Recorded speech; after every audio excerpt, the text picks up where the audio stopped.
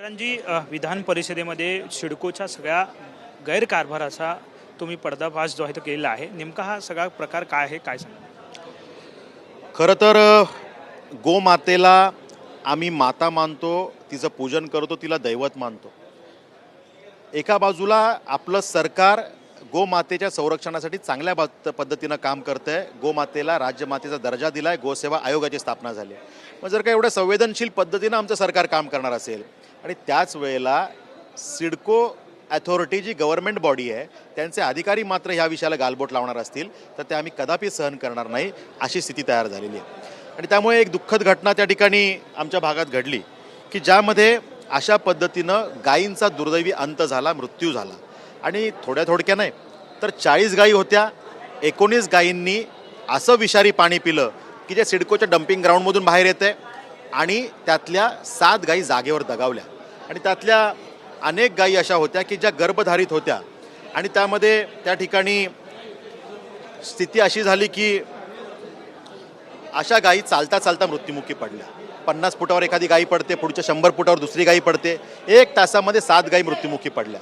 आणि यातल्या 2 गायी अशा एकमेकांच्या मानेवर मान टाकून, ज्याच्या सख्ख्या बहिणी त्या ठिकाणी अंतिम मृत होताना जी काही चित्र राहील तसे चित्र हृदय पिळवटून टाकणारं आम्हाला बघायला मिळालं.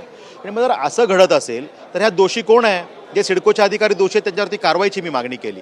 आणि मग जे आम्ही पाणी त्या ठिकाणी चेक केलं की त्यात नक्की प्रॉब्लेम काय आहे, तर ह्या अशा पद्धतीचं हे पाणी त्या ठिकाणी समोर आलं की ज्यामध्ये सिडकोच्या डम्पिंग ग्राउंडमधून जे लिचड बाहेर येतं, जे पाणी बाहेर येतं त्यात विषारी द्रव्य आहेत. या पाण्यात प्रचंड मोठ्या प्रमाणावर रासायनिक विषारी द्रव्य आहेत आणि हे पाणी त्या ठिकाणी आजूबाजूच्या जलस्रोतांमध्ये मिसळलं जातं आहे. आणि आज नाही घडत आहे, वर्षानुवर्ष घडतं आहे. आणि त्यामुळे या पाण्यामुळे, हे पाणी पिल्यामुळे त्या ठिकाणी त्या गोमातांचा अंत झाला.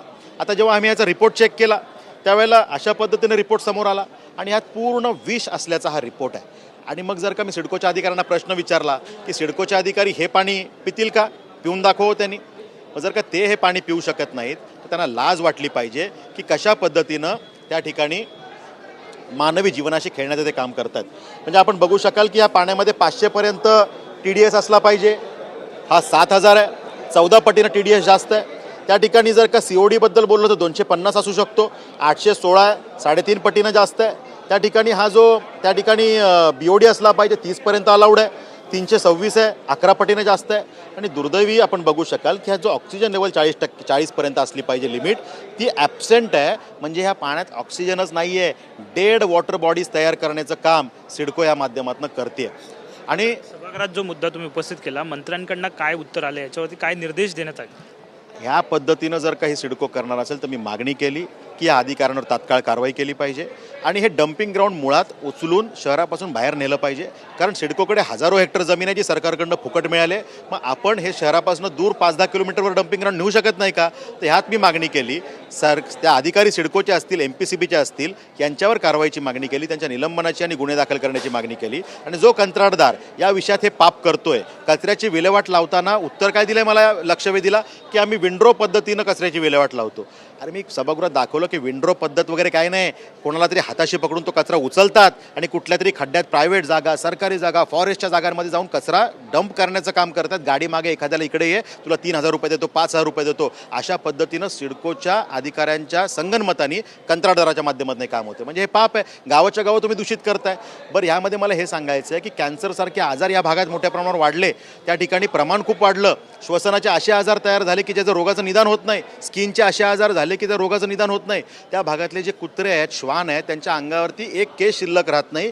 अशा पद्धतीनं कुत्रा आज मरेल की उद्या मरेल अशी स्थिती जर का त्या कुत्र्यांची होत असेल तर मानवी जीवनावर किती परिणाम ह्याचा इंटरनल होत असेल याचा विचार न केलेला बरा. त्यामुळे त्याच्यावरती कारवाईची मागणी मी केली. मला सकारात्मक उत्तर त्या ठिकाणी मंत्री महोदयांनी दिलं आणि या तात्काळ समिती गठीत करून जे कोणी दोषी व्यक्ती असतील त्याच्यावरती तात्काळ कारवाई होईल ही त्या ठिकाणी शाश्वती मिळालेली. धन्यवाद. साहजिकच आहे, विक्रांत पाटील आपल्यासोबत होते. सभागृहात त्यांनी जो मुद्दा मांडला आहे त्यावरती सविस्तर त्यांनी उत्तर दिलं पाहायला मिळते. कॅमेरामॅन योगेश सोबत विनायक डावरुंग, TVN मराठी, मुंबई.